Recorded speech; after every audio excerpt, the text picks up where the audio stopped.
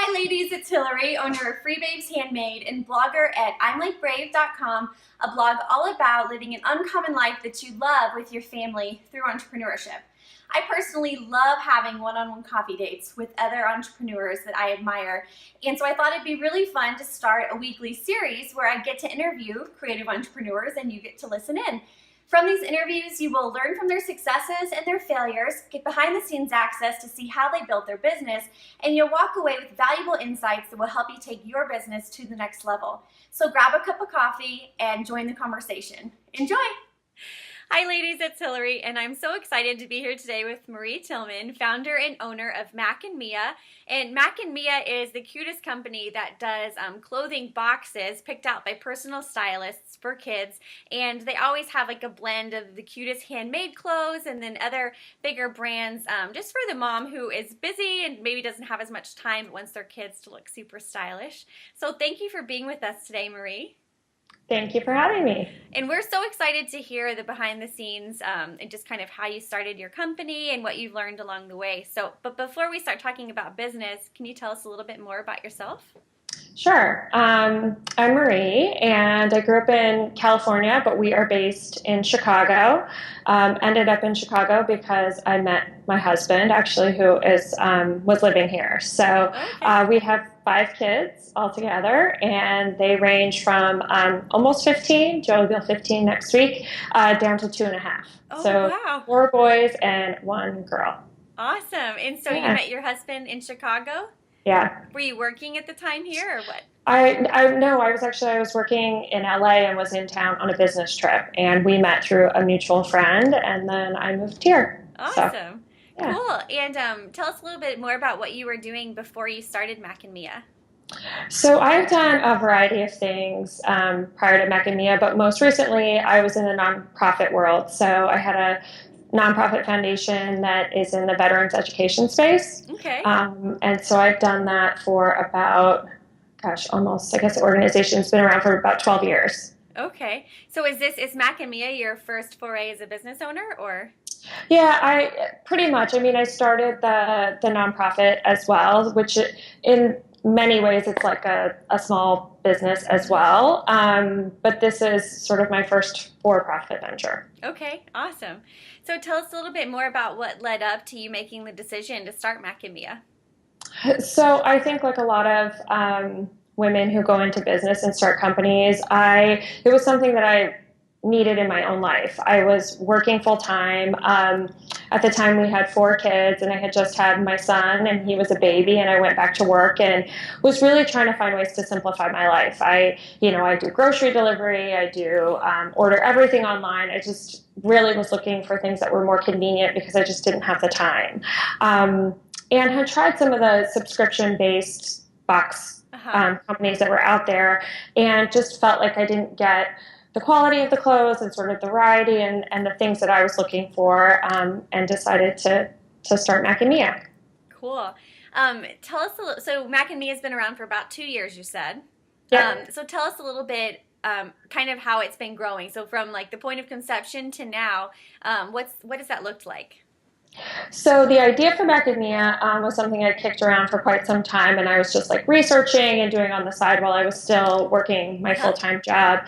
And when I was pregnant with my daughter and I went on maternity leave, I decided to start the company because I felt like I would have, being on leave from my full-time job, had a little bit more time. So launched out of my garage with you know, some clothes and a handful of customers, and just have grown it from there. That's awesome. So how long were you in your garage until like you got your first place and So probably in the garage about 6 months, and then had smaller space in downtown Chicago for about a year, and then we just moved into a warehouse outside of the city about a month ago.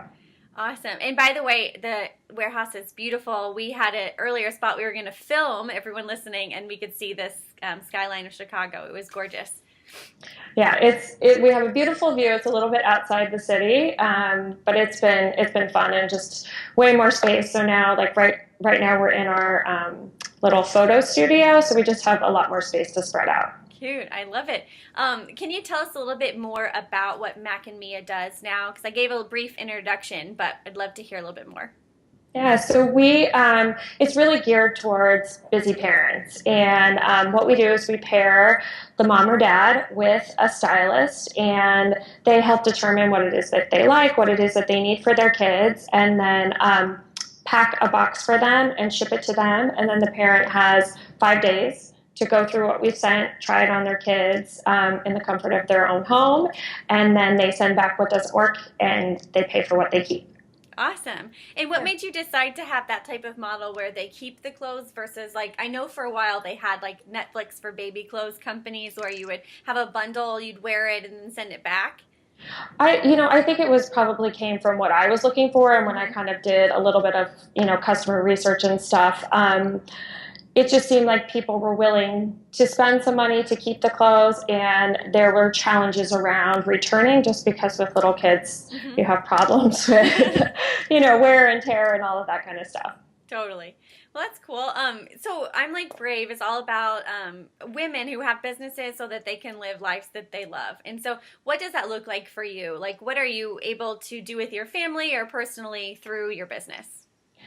Well, I think for me, it really is a creative outlet every day. And I love that my little ones get to participate. We had a photo shoot a couple of weeks ago, and I brought one of the kids along to model. And it's just fun. The bigger kids come and help in the warehouse, and it just is a way for us to include the whole family in the business, which has been fun. Awesome. That's cool.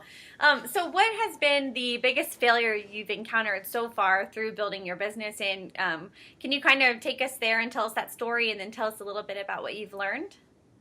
Well, I think the biggest thing that I've learned happened relatively early on, and that was how important it is to listen to your customers. I think that I went into this thinking, oh, this will be so fun. I'll go to the shows and buy and won't this be fun? And I quickly realized that what I like is not necessarily what people buy or what my customers are looking for. And so just understanding that, if this was really going to be a business and not a hobby, that I had to, collect that data, see what customers buy and what they like, and then adjust my buying plan accordingly.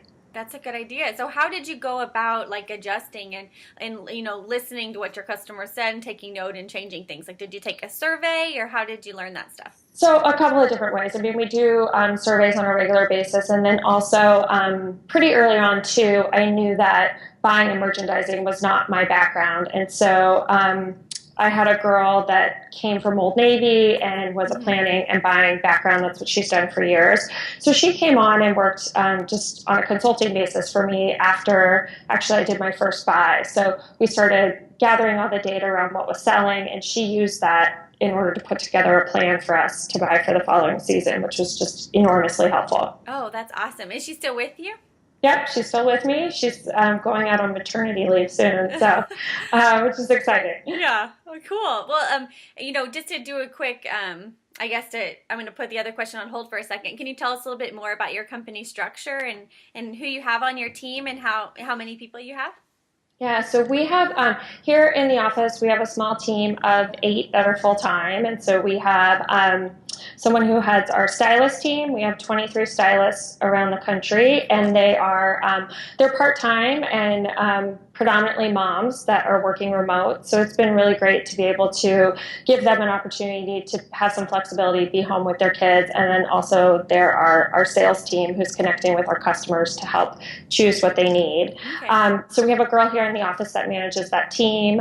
And then we have a developer who does all of our website stuff, a UX designer who does the design of all the website, and marketing, and then we have someone who heads the warehouse and some people that pack and pick and put together the boxes. Cool. That's awesome. So what has been the most exciting thing that's happened to Mac and Mia so far? It's been exciting just to see it grow. I remember when we moved into our new space out of the garage a couple months into it, and my husband came to visit, and he was like, wow, this is really a business you've got going on here. So that's been really fun just to see the projection or the progression of, the garage to small, like a teeny tiny space to a larger space, and to see our customer base grow. And recently we had someone reach out to us from Us Weekly, which the team like really got excited about, to be, Cool. to have us be featured in there. So that was fun. Wow, that's awesome. But if you were to teach us a college course about business, this is one of my favorite questions because it's where you can really see like what you're really good at in business and give us some wisdom that you have. Like, what would you teach, and can you give us a little lesson? I think in a lot of ways my skills are around putting together a team that has expertise in the things that I am not as strong in. But I feel like where my strengths do lie is in seeing sort of the bigger picture and having a vision for what I'm trying to accomplish, and then pulling the people in that we need in order to execute on that. Yeah, that's that's an awesome strength to have. I feel like because so often a business owner tries to do everything. Yeah, which is hard. And I think that particularly when you're small, and we're still very small and scrappy, everybody has to pitch in and where is needed. So you do feel like you're kind of doing everything. But I try to kind of take a step back and say, okay, if we bring someone in who really has the expertise in this area, we're going to get further than me trying to figure it out. Totally. So can you think back about when you were still in your garage and it was just you? Like, can you give any advice to someone who maybe it's still just them right now about like one of the first steps to take to identify, who to hire or how to hire or any of that? The first person that came onto our team is still with us, and she just had a great attitude, was willing to do just about everything, and works hard. And I think that particularly when you start out, it's great to get some people on your team that are just willing to pitch in wherever is needed. And then it feels like as you grow a little bit more is when you need to kind of pull in from different areas for expertise. Oh, cool. So that first person you get, it's just really important to find someone that has a great attitude and is willing to kind of like, pick up where you leave off. Oh, for sure. We joke about it still. She came to my house and worked out of the garage, right? She and I were like on a folding table in the garage, in the middle of the winter, in the middle of the summer. Like, it was not glamorous. So the fact that she like would show up and have a smile on her face and like was excited to be there made all the difference. That's awesome. I know I have a person kind of like that on my team too, and you just think like, what would you ever do without them? Oh, for sure. So what would you say is like your overarching marketing plan for Mac and Mia, and has it changed since you first started? Oh, definitely. I think that similar to what I was saying just around like the product that we carry, it took us a little while to figure out who our target customer was. And so now, instead of just sort of like throwing things out there and seeing what's going to stick, we try to keep in mind the customer and what it is that she's looking for and where she is and how we can target her that way. Okay, so do you mostly use social media or SEO, or how does that look?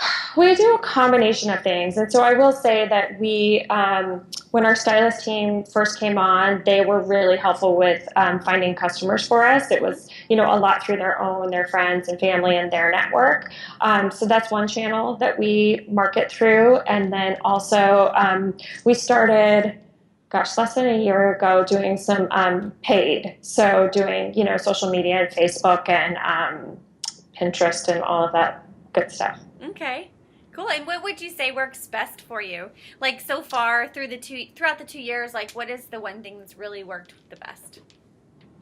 I would say different things have worked at different times. Okay. So in the beginning, it was great for us to get a lot of word of mouth going. Mm-hmm. We implemented a referral program and saw a lot of traction from that. But I feel like with marketing, it's like a constant evolution to stay on top of, what's next and find those pockets where customers are that you haven't reached yet.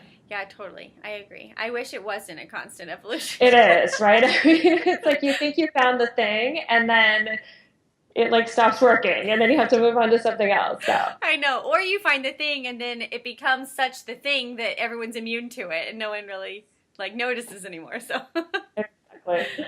Cool. Well, so as an entrepreneur, sometimes it can feel lonely, like it just being you. So where do you personally go to for support or inspiration in the entrepreneur world? So we actually here in Chicago have a great entrepreneurial community. There's an incubator in the city called 1871, which has great resources, particularly when you're first starting out. There are so many professionals that have started companies or building companies that like give of their time to Okay. mentor and to teach classes and do all sorts of things. So that's been a great resource for me. And then I also feel like once we were a little bit bigger, people just started introducing me to other female founders in the city, which has been really amazing Oh, yeah. because I think that even like going to lunch with someone who has started a company and maybe having some of the same challenges you are and just talking through some of that, and it's just helped to like widen my network, say like, oh, we're looking for a new marketing person or whatever, and they have like 3 suggestions of people to talk to. So that's been really great for me as well. That's really awesome, and I love like the meeting people that are local because Yeah. it's like I think all of us have a lot of virtual people that we've met through social media, but having those local connections that you can meet with face to face, I think is huge. Yeah, for sure. So, kind of along that line, if you were able to meet with any entrepreneur out there that you don't know already, like who would it be, and what would you guys talk about? Um, I mean, I think someone that I just love and I'm hugely impressed with is Sara Blakely, who founded Spanx.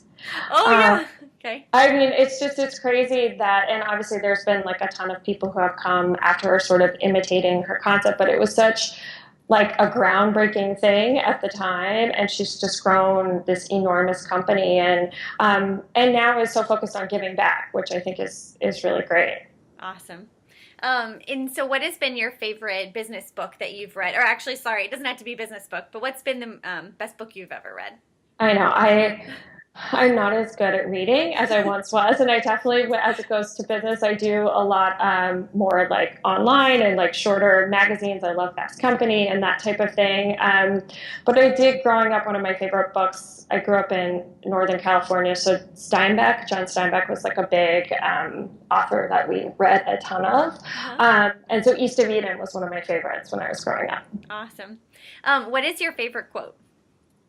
Um, I don't know. I think that's a hard one. There are so many that I love, but I think one that I come back to is, and it's a little bit overused, but be the change you want to see in the world.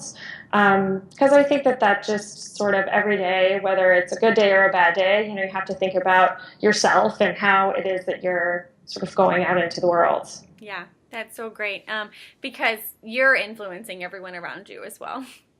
Yeah, exactly. Totally. What's the most exciting thing on the horizon for Mac and Mia in the next couple of years? We're starting to do some of our own products, which is really exciting. Oh wow. Yeah, so that's kind of the next big thing that we're having some fun with, trying to figure out now that we have some information of what our customers want and they need and they like, and just starting to develop some of our own product, which is fun. Yeah, that's really great. Can you give us any more info about that? Like, are you We're starting with like like shirts or?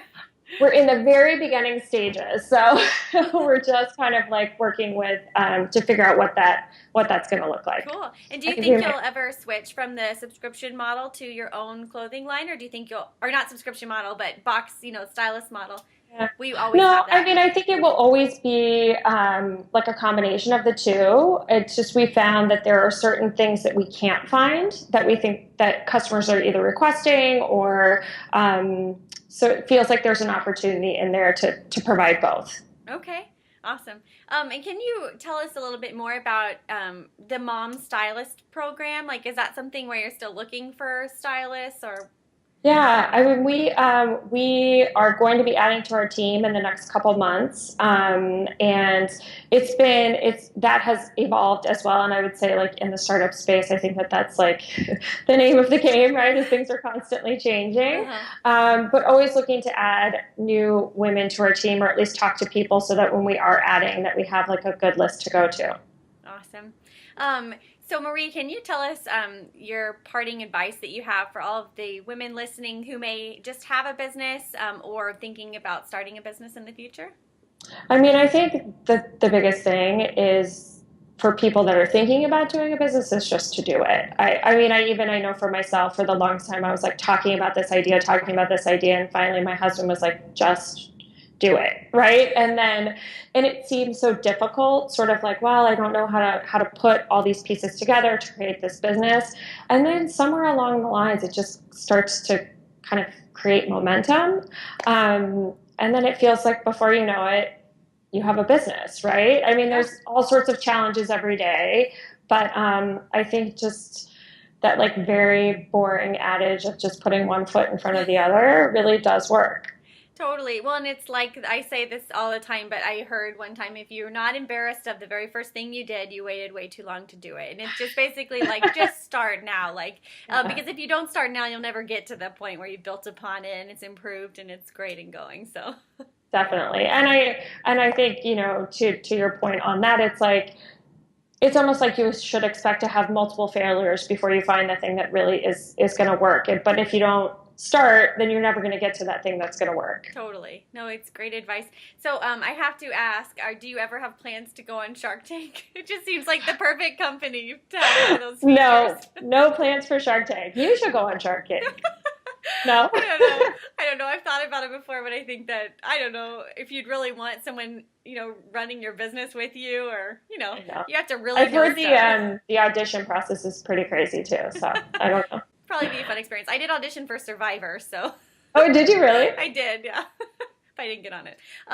Cool. Well, Marie, this was really great, and I've really loved to hear the behind the scenes of your story. And if any of you have questions for Marie, make sure that you leave comments on the blog post or on this post on Instagram, and I'll make sure to connect you guys. And Marie, before we leave, where can we find you online? So we are at macandmia.com. Awesome. And on Instagram? On Instagram, at Mac and Mia as well. Okay, great. Yeah. Well, thanks again for taking the time to talk with me, and I hope everyone listening, you've learned at least one thing that you can take today and incorporate into your business. Thank you, Marie. Thank you. All right. Bye. Bye.